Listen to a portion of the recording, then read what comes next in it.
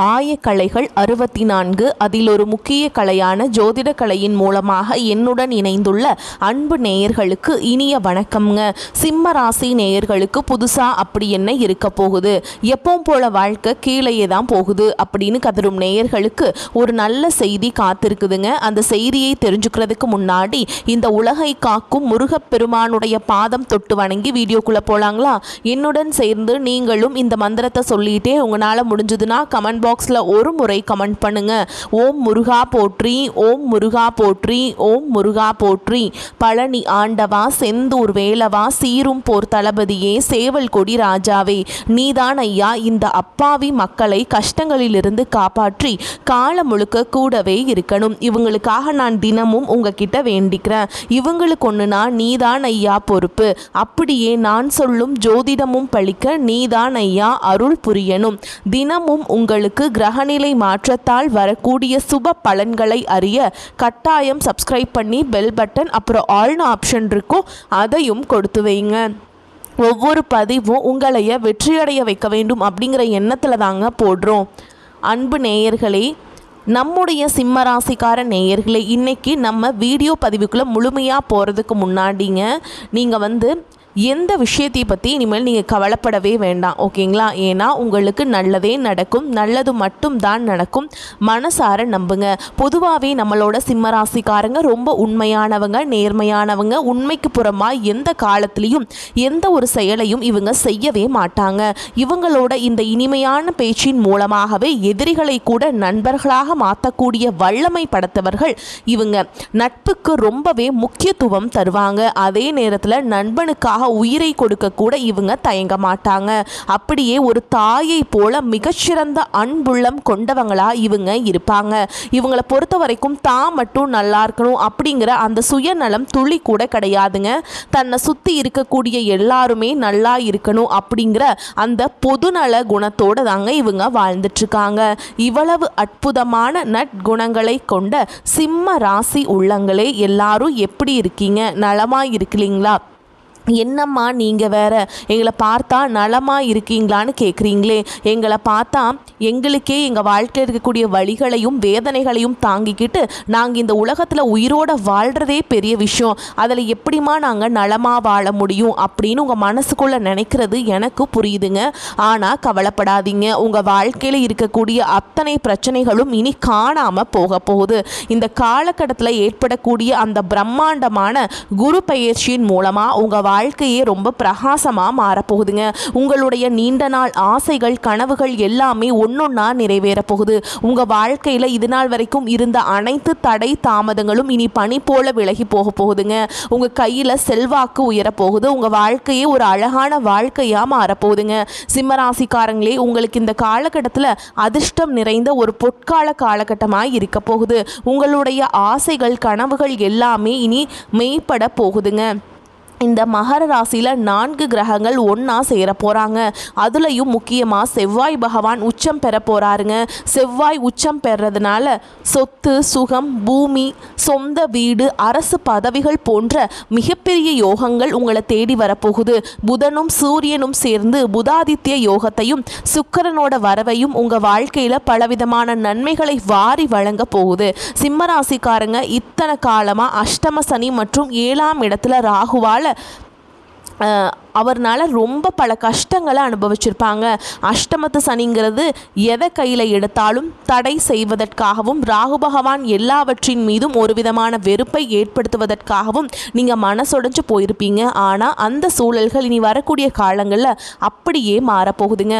உங்களுடைய வாழ்க்கை ரொம்ப அருமையாக அமைய போகுது. 4 மற்றும் 9ஆம் இடங்களுக்குடைய செவ்வாய் பகவான் உச்சம் பெற்று 6ஆம் இடத்துல இருக்கிறதுனால உங்களை எதிர்த்த எதிரிகள் எல்லாம் உங்களை விட்டு தானாகவே விலகி போவாங்க. அலுவலகத்தில் உங்களை டார்ச்சர் செஞ்சவங்க இனி உங்களை பார்த்தாலே பயந்து ஓடிடுவாங்க. உங்கள் வாழ்க்கையில் இனி எல்லாம் நல்லது தாங்க நடக்கும். இதனால் நீங்கள் தைரியமாக வாழ்க்கையில் அடுத்த கட்டத்துக்கு முன்னேறலாம். எந்த விமர்சனங்களையும் எதிர்கொள்ளக்கூடிய அந்த மனப்பக்குவம் உங்களுக்குள்ளே ஏற்பட போகுது. ஆனால் ஒன்றுங்க, சுக்கிர பகவான் மறைவதால் தொழிலில் சில பிரச்சனைகள் வரலாம். கொஞ்சம் ஜாக்கிரதையாக இருந்துக்கோங்க. கார், மீடியா, ஆடம்பர பொருட்கள் சம்மந்தப்பட்ட தொழில்களில் இருக்கவங்களுக்கு மனம் ஒருநிலைப்படாமல் போகலாம். வேலை செய்யாமல் லீவு போடலாமா அப்படிங்கிற எண்ணம் அடிக்கடி வந்து போகும். அதனால் வேலை செய்ய வேண்டும், சாதிக்க வேண்டும் என்ற எண்ணத்தை மட்டும் மனசில் ஆழமாக வச்சுக்கோங்க. 11க்குரிய புதனோ 3ஆம் மற்றும் 10க்குரிய சுக்கிரனோ 6ஆம் இடத்துல மறைகிறதுனால கம்பெனியை தாண்டி வேறு சிந்தனை உங்களுக்கு இருக்கவே கூடாதுங்க. எதுக்கெடுத்தாலும் மேல் அதிகாரிகள் மற்றும் கம்பெனியோட அனுமதியை சரியாக பெறணும். முக்கியமான ரகசியங்களை யார்கிட்டையும் வெளியில் சொல்லக்கூடாது. உங்களுக்கும் உங்கள் வீட்டில் இருக்கக்கூடிய பர்சனல் லைஃபையும் வெளி உலகத்தில் தயவு செஞ்சு பகிராதீங்க. 7ஆம் இடத்து ராகுவால் பழைய உறவுகள் திரும்ப வர்றதுக்கு அதிகமாக வாய்ப்பு இருக்குது. அதனால் சிம்மராசிக்காரங்க ரொம்பவே கவனமாக இருந்துக்கணும். வேலையை விட்டுட்டு கொஞ்ச நாள் ரெஸ்ட் எடுக்கலாம் அப்படிங்கிற எண்ணத்தை மட்டும் உங்கள் கனவுல கூட கொண்டு வந்துடாதீங்க. கம்பெனியில் லீவு கொடுத்தா சந்தோஷமாக லீவ் எடுத்துக்கோங்க. இல்லைன்னா நீங்கள் உங்களோட முழு கவனத்தையும் வேலையில் செலுத்துங்க. இப்போதைக்கு வேலையை தக்க வச்சுக்கிறது தாங்க ரொம்பவுமே முக்கியம். செவ்வாய் உச்சம் பெறதுனால இந்த வரக்கூடிய காலகட்டத்தில் நீங்கள் உங்களுக்கு பலவிதமான நன்மைகளும் மன மகிழ்ச்சியும் பேரானந்தமும் கிடைக்க போகுது. போட்டித் தேர்வுகளில் கலந்துக்கிட்டால் வெற்றி பெற வாய்ப்பு அதிகமாக இருக்குது. உங்களுடைய ஆசைகள் கனவுகள் எல்லாமே நிச்சயமாக வெற்றியில் தாங்க போய் முடியும். உங்கள் வாழ்க்கையில் இனி வரக்கூடிய காலங்களில் தோல்வி கண்ணீர் அப்படிங்கிற பேச்சுக்கெல்லாம் துளி கூட இடம் கிடையாதுங்க. உங்களுடைய எண்ணம் எப்படியோ அப்படியே உங்கள் வாழ்க்கையில் நல்லதெல்லாம் அடுக்கடுக்காக நடக்க போகுது. ஒரு காலத்தில் உங்களை வேண்டாம் அப்படின்னு சொல்லி உதறி தள்ளிட்டு போன சொந்த பந்தங்கள் உறவினர்கள் எல்லாருமே இப்போ உங்களை தேடி வர போறாங்க. குலதெய்வம் எங்கேயோ இருக்குது, என்னமோ இருக்குது அப்படின்னா நீங்க வருத்தப்பட வேண்டாம்ங்க. நீங்க எங்க இருந்தாலும் ஒரு தீபம் ஏற்றி வச்சு அந்த தீப ஒளியில தெய்வங்கள் இருக்கிறாங்க அப்படின்னு மனசார நினைச்சு வழிபாடு செய்யுங்க. குலதெய்வமே தெரியாவிட்டாலும் பரவாயில்ல, வீட்டில் தீபம் ஏற்றி வச்சு ஏதாவது ஒரு நல்ல நாளில் உங்க குலதெய்வத்தை நினைச்சு உருகி வழிபாடு செய்யுங்க. ஏன்னா குலதெய்வ வழிபாடு குலம் காக்கும் குலம் தலைக்கும். முதல்ல குலதெய்வம், அப்புறம் உங்களுக்கு இஷ்டப்பட்ட தெய்வம், அப்புறம் உங்களுக்கு விருப்பப்பட்ட மற்ற தெய்வங்கள். எந்த கோவிலுக்கு போனாலும் என்ன பண்ணாலும் வாழ்க்கையில் ஒரு முன்னேற்றமே இல்லையே அப்படின்னு நீங்கள் ஆதங்கப்படுவீங்க. இனி அப்படி சொல்லாதீங்க. தினமும் தூங்கி எந்திரிச்ச உடனே அந்த சூரிய பகவானை மனதார நமஸ்காரம் பண்ணுங்க. அவங்களுடைய அனுகிரகம் இருந்தால் மட்டும் போதுங்க. மற்ற கிரகங்கள் எல்லாம் ஒருவேளை சாதகமாக இல்லைனா கூட பரவாயில்ல, அந்த சூரியனுடைய பிரகாசம் உங்கள் வாழ்க்கையே ஒளிமயமாக மாற்றிடுங்க. அந்த தெய்வீக வெளிச்சம் உங்களை சேரும். உங்கள் வாழ்க்கையில் இருக்கக்கூடிய கண்ணீர் கவலைகள் எல்லாம் அப்படியே கரைஞ்சு போயிருங்க. இனி வரக்கூடிய நாட்களில் நீண்ட நாட்களாக உங்கள் மனசில் இருந்த பாரமான மனக்கவலைகள் குறைய போகுது. வாழ்க்கையில் ஒரு புதிய நம்பிக்கை பிறக்க போகுதுங்க. குடும்பத்தில் ரொம்ப சந்தோஷமான செய்திகள் சேரும். தடைப்பட்ட வேலைகள்லாம் ஒன்றன் பின் ஒன்றாக நடக்க தொடங்க போகுதுங்க. பண வரவு ரொம்பவே மேம்பட போகுது. கடன் பிரச்சனைகள் எல்லாம் படிப்படியாக குறைய ஆரம்பிக்கும். ஒரு நல்ல மனிதரோட நட்பு உங்களுக்கு கிடைக்க போகுது. மற்றவங்க மத்தியில் உங்களோட மதிப்பும் மரியாதையும் உயரப்போகுது. உங்ககிட்ட மறைந்திருந்த திறமைகள் எல்லாம் இனி வெளிப்பட போகுதுங்க. வேலை மற்றும் வியாபாரத்தில் நல்ல வாய்ப்புகள் தேடி வரும். தேவையில்லாத உறவுகள் தானாகவே விலகி போவாங்க. மன உறுதி அதிகரிக்கும். உடல் நலத்தில் ஒரு நல்ல முன்னேற்றம் ஏற்பட போகுது. பழைய பிரச்சனைகளுக்கு தீர்வு கிடைக்கும். ஆன்மீக சிந்தனை அதிகரிக்கும். உங்களுக்கான சரியான முடிவுகளை நீங்களே எடுக்க தொடங்க போறீங்க. நீண்ட நாள் ஆசைகள் நிறைவேற அற்புதமான வாய்ப்புகள் வரும். வாழ்க்கையில் ஒரு தெளிவு பிறக்கும். அதிர்ஷ்டம் உங்களுக்கு கிடைக்கும். சிறு சிறு வழிகளில் கூட உங்களுக்கு அதிர்ஷ்டம் உதவ போகுதுங்க. உங்களுடைய வாழ்க்கையில் பலவிதமான மாற்றங்கள் வரப்போகுது. உங்களுடைய ஆசைகள் கனவுகள் எல்லாமே நீ வரக்கூடிய நாட்களில் நிறைவேற போகுது. உங்களை வேண்டாம் அப்படின்னு உதறி தள்ளிட்டு போன சொந்த பந்தங்கள் முன்னாடி இனி வரக்கூடிய காலங்களில் நீங்கள் ரொம்ப உயர்வாக நிற்க போகிறீங்க. அவங்கெல்லாம் உங்களை தேடி வர போகிறாங்க. உங்கள் வாழ்க்கையே ஒரு அருமையான வாழ்க்கையாக அமைய போகுதுங்க.